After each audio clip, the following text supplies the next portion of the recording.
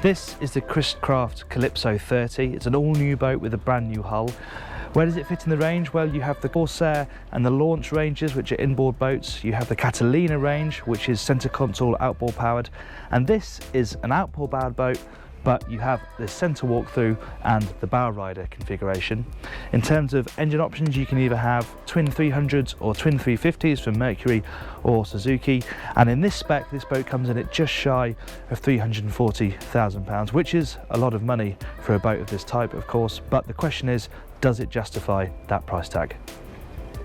Everyone's idea of what constitutes value for money is different, but the moment you step on board this boat, you start to feel where that money is being spent, and it's the fine detailing that you notice. For example, how smooth the locker lids are. It's all beautifully finished, flow coated, drains in every single locker. The upholstery is absolutely beautiful. It's so substantial, it just feels well built from the moment you step on board. And you look a bit closer and there's some really clever stuff going on. These woven mats, for example, really practical, feel great underfoot, they don't get too hot, they pop off really easily, so you can so easily clean them. And there's tiny little things like this coding here on top of catches. You have a red dot showing, it means that it's not locked. It just means that at a quick glance you can look down that and understand that you haven't properly locked the locker. Now this is a very versatile area. You have seating that pops out from all around. This is all on really nice substantial hinges. You have the same this side, you have a double bench this side, there's a table that slots in here, and when all of that seating is out, it's a really sociable living area. And of course it's served by the wet bar here. This is in an ideal spot. This boat here, it hasn't got the grill specified, but you can have a grill here if you want.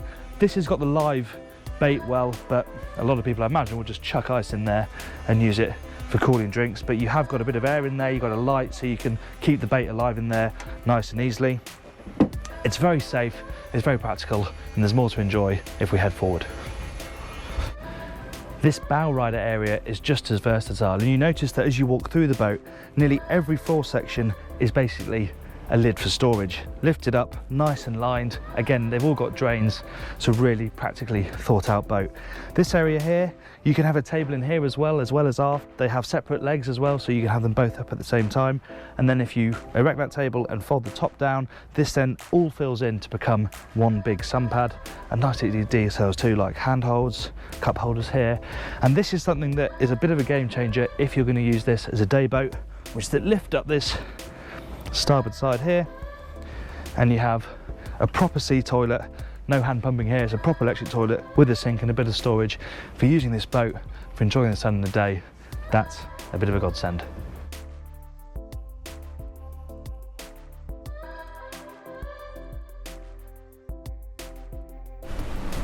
Chris-Craft is not in the business of underpowering boats, and true to form, the Calypso 30 has the option of either twin 300s from Mercury or twin 350s from Mercury, or the same from Suzuki. This boat's got the twin 300s. It is a 50-mile-an-hour boat, though it's pretty choppy out here today.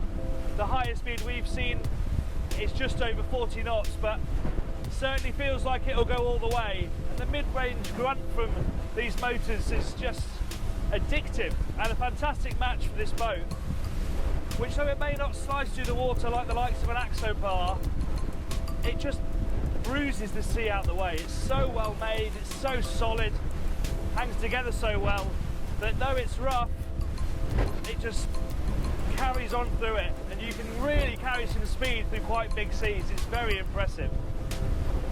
The handling is superb, and it's the small things that make the difference, like the fact that Chris-Craft fit a steering wheel knob to the wheel as standard. It means you can really fling this thing around through the corners, and it reacts so nicely with the electro-hydraulic steering from Mercury. It's a fantastic combination, and you can carry a lot of speed in turns on this boat as well. There's a huge amount of grip, it doesn't cavitate, feed the power in gently, and you really can rock it out of the turns. The driving environment is also very good. You haven't got a huge amount of protection for the windscreen when you're bolstered like I am now, but the ergonomics are superb. And as you can see, you can bolster up or you can sit down with a bit more protection from the windscreen. But frankly, I think you'll spend most of your time doing what I'm doing now, which is bolstering. The dash layout is pretty clean, pretty simple. We've got the Mercury engine information and a Garmin screen. You haven't got the sort of romantic bezel cowlings of the launch range, but this boat is sort of a bit more fit for purpose, a bit more utilitarian, and the dash layout suits that with the steering wheel knob and the clean layout. It's a boat designed to be used, and I have to say it's fantastically well suited to these conditions out here in Mallorca. Chris-Crafts are expensive boats, that isn't news to anybody, but your perspective will change depending on what your needs are. Some will say, okay, that's a hell of a lot of money for an open 30-foot boat without anywhere to sleep. Others will see the pure quality that oozes from every pore of this boat and think, yes, that's the best of the best, and that's what I want. The truth is, it is a fantastically capable product. And not only does it feel solid in the way it's built, the way it's put together, but it also looks after you're out at sea when it really matters. In the afternoon, after a day on the beach, when you just want to get back and it's kicked up, this boat handles that with aplomb and does what it needs to do.